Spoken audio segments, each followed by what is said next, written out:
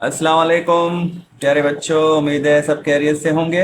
मैं हूं बिलाल आसिफ। आज बेसिक डिवीजन के बारे में सीखेंगे। पहले आप लोगों ने एडिशन, सब्सट्रैक्शन, मल्टीप्लिकेशन, इनकी वीडियोस अगर देखी हैं तो अच्छी बात है, अगर नहीं देखी तो दोबारा देख लें। पहले ये चीज़ें सीख लें। तो उसके बाद अब चौथा नंबर हमारा जो बेसिक ऑपरेशन में आता है, चौथा नंबर ये आता है डिवीजन का। और ये निशानी है डिवीजन की। आप कभी भी दो नंबरों के बीच में, जैसे कि मैं यहाँ पर लिख दूँ कि 8 डिवाइडेड बाय 4, तो कभी भी इस तरह का लिखा होगा, दो नंबरों के बीच में ये निशानी आएगी, तो समझना है कि वहाँ हमने डिवाइड करना है। डिवाइड नाम से ही पहचान में आ रही है, मतलब से ही समझ आ रही होगी आपको कि डिवाइड करना है। मतलब किसी भी कोई नंबर होगा, अगर मैं बोलूँ मुझे 50 नंबर, 50 रुपये हैं मेरे पास, इस 50 रुपये को मैं डिवाइड करूँगा 3 बंदों में। चलो 50 रुपये को मैं डिवाइड करूँगा 2 बंदों में, 2 बंदों में डिवाइड करूँगा तो कॉमनली हमारे जहन में आएगा ना कि अगर मैं 50 रुपये दूँ दो भाइयों को, मैं बोलूँ कि बराबर बराबर लेने हैं दोनों ने, तो एक को कितना मिलेगा? तो जाहिर है 25 का आधा क्या है? 50 का आधा क्या है? 25। तो एक बच्चे को कितना मिलेगा? 25। अगर मैं 100 रुपये दूं, मैं बोलूं कि 4 बंदों में बांटना है, 4 बंदों में बांटना है, तो समझो कि 25 रुपये एक को देंगे, 25 रुपये दूसरे को, 25 तीसरे को, 25 चौथे को, तो ये क्या हो रहा है? 100 हो रहे हैं। जिस तरह हमने मल्टीप्लिकेशन में टाइम्स पढ़ा था ना, 2 × 3, तो 2 को मैं 3 टाइम्स ऐड करूंगा तो वही काम करेगा। अब यहाँ पर ये जो डिवीजन है ये उल्टा है मल्टीप्लिकेशन का, ये उलट है उसका, मल्टीप्लिकेशन का। यहाँ पर हम यही समझते हैं कि हमने किसी भी, कोई भी नंबर मिला होगा या कोई भी कीमत मिली होगी, तो उसको हमने डिवाइड करना है, बांटना है। अब कितने नंबरों में बांटना है वो भी आपको सवाल में मिला होगा। अब मैं एक सवाल लेता हूं, 30 को मैं डिवाइड कर रहा हूं 5 से, मतलब कि मेरे पास 30 रुपए हैं। मैं तो पैसों से इसको ज्यादा वो मिसाल दूंगा, पैसे के रुपए के हिसाब से ज्यादा मिसाल दूंगा ताकि ये बच्चे के समझ में और अच्छे से आ जाए। अब मेरे पास 30 रुपए हैं और मैंने 5 बंदों को देने हैं, तो मैं हर एक बच्चे को या हर एक बंदे को कितना दूंगा? डिवीजन का मतलब यही है।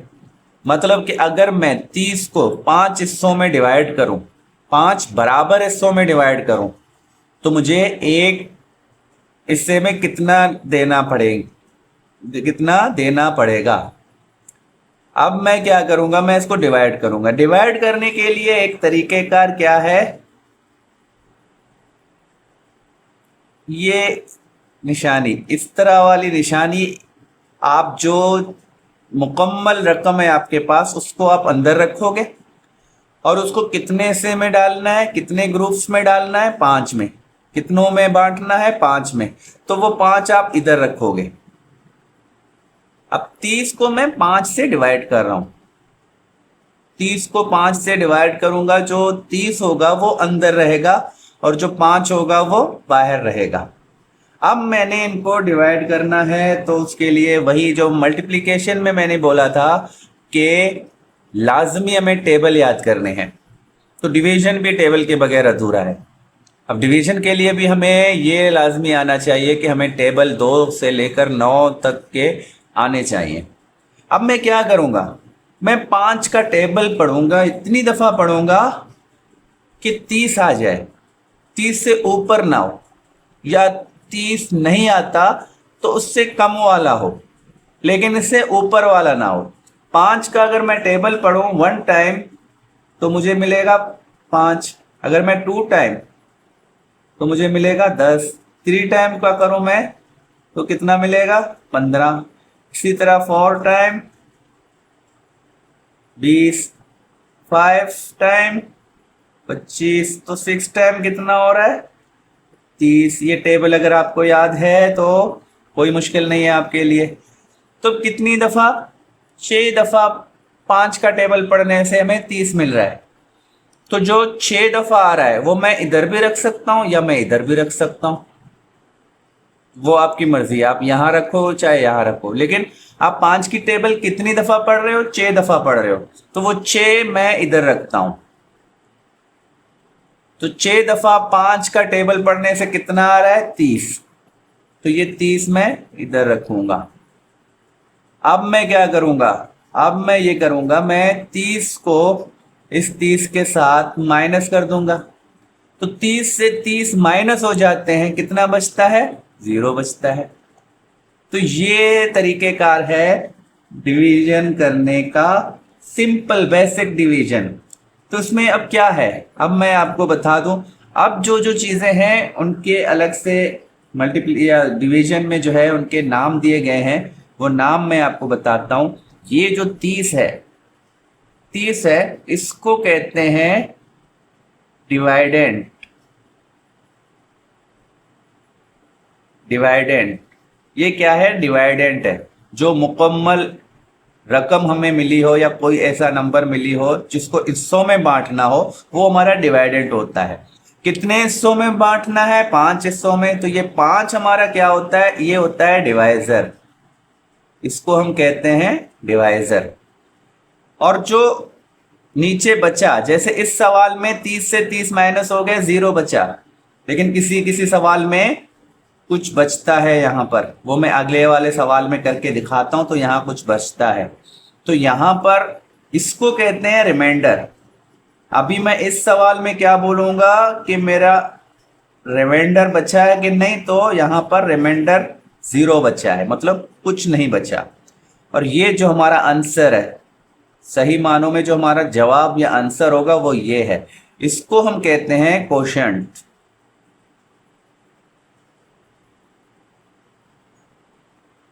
तो ये इनके नाम भी याद करना है, क्योंकि आपको सवालों के अंदर ऐसे सवाल भी मिलेंगे एग्जाम में ज़्यादातर, कि वहाँ पर आपको पूछा जाएगा कि इनमें से डिवाइज़र कौन सा है या डिवाइडेंड कौन सा है या रिमाइंडर कौन सा है। तो ऐसे सवाल आपको मिलते हैं, तो ये चीज़ें आपको आनी चाहिए। अब यहाँ पर मैं आपको नेक्स्ट सवाल करके दिखाता हूँ कि रिमाइंडर बचता है, वो कैसे बचता है, वो भी करेंगे इंशाल्लाह।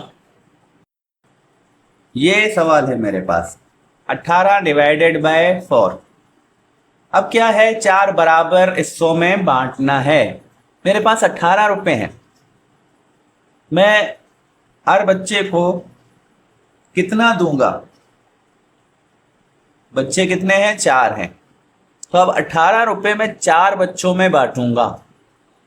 मैं देखूं तो अगर 4 बच्चों में मैं 4-4 रुपए करके बांटूं, तो एक को 4 रुपए, एक को 4 रुपए, एक को 4 रुपए, तो इस तरह 4 बच्चों में मैं अगर 4-4 रुपए बांट दूं तो ये हो जाएंगे 16।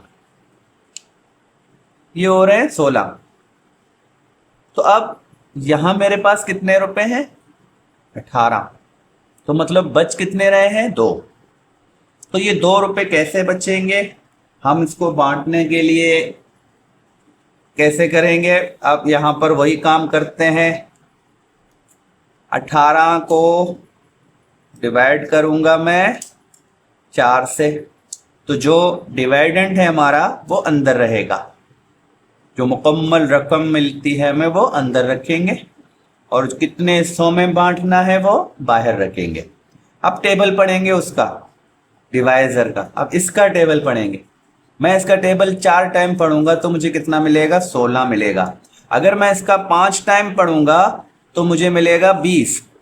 20 जो कि 18 से बड़ा है। मैं 20 यहां नहीं रख सकता, मुझे 18 चाहिए या 18 से कम वाला। तो 18 से कम वाला मेरे पास 4 मल्टीप्लाई बाय 4, ये होगा 16। तो मेरे टेबल में जो 16 आ रहा है मैं वो ले सकता हूं, मैं 20 नहीं ले सकता। ये ले सकता हूं, ये नहीं ले सकता। क्यों? क्योंकि 20 जो है वो बड़ा हो रहा है। तो मुझे जो मेरा डिविडेंट है उसके अंदर इसका टेबल इतनी दफ़ा मैं पढ़ूं जो 18 मिले, या 18 से कम उसके करीब करीब आए। अगर मैं ये करूं कि 4 मल्टीप्लाई बाय 3 12, 12 भी 18 से कम है, लेकिन मैं 12 भी नहीं ले सकता। 12 लूंगा तो जो मैं 18 से 12 माइनस कर दूंगा तो 6 बचेगा, 6 इससे बड़ा हो जाएगा। तो मुझे ऐसा लेना है कि मैं माइनस करने से जो मेरा रिमाइंडर बचेगा वो इस 4 से छोटा होना चाहिए। इस 4 से बड़ा होगा तो कम समझें कि हमने छोटा वाला टेबल लिया है। तो हमने वो टेबल लेना है जो अब इसके करीब करीब आए, या इसके जितना है या इसके करीब करीब आए। तो मेरे पास ये आ रहा है 16, तो कितनी दफा पढ़ने से आ रहा है? 4 दफा पढ़ने से आ रहा है 16। अब मैं माइनस कर दूंगा, 1 से 1, 8 से 6 गया 2, 1 से 1 गया 0। अब मेरे पास कितना बचा? 2 बचा। तो मतलब कि अगर मेरे पास 18 रुपए होंगे और मैं 4 बच्चों में बराबर तकसीम करूं तो मेरे हर बच्चे को 4 रुपए मिलेंगे, और मैं 4 बच्चों को 4-4 रुपए दूंगा तो वो 16 रुपए मैं उनको दूंगा, और बाकी रिमाइंडर मेरे पास कितने बचेंगे? 2। ये 2 बचने वाले पैसे होंगे या रुपए होंगे जो कि बच गए। तो ये यहाँ पर जिस तरह पिछले में 0-0 आया था तो वहां पर जो डिवाइड कर रहे थे हम वो बराबर बराबर बट रहा था, यहाँ पर बराबर नहीं बट रहा था। यहाँ पर 18 रुपए थे, अगर मैं 4-4 रुपए बच्चों को दूं तो 16 रुपए दे सकता हूं, बाकी 2 रुपए बचेंगे। अगर मैं 5-5 रुपए हर बच्चे को दूं तो मुझे 20 रुपए चाहिए, जो कि मेरे पास नहीं है। तो यहाँ पर ये रिमाइंडर वो होता है जो बराबर बराबर हिस्सों में तकसीम करने से बाद में बचता है। ये नहीं हो सकता कि मेरे पास 18 रुपए है तो मैं 2 बच्चों को 4-4 रुपए दूं, 2 बच्चे को 5-5 रुपए दूं। ये डिवीजन में नहीं होगा। डिवीजन में हमने बराबर बराबर देना है। एक बच्चे को जितना दे रहा हूं दूसरे बच्चे को भी उतना ही देना है। तो ये डिवीजन का रूल है। डिवीजन जितने ग्रुप्स में या जितने बच्चों में बांटना है वो बराबर बराबर बांटना है। आ रहा है समझ में? मेरे ख्याल में इस सवाल के लिए काफ़ी।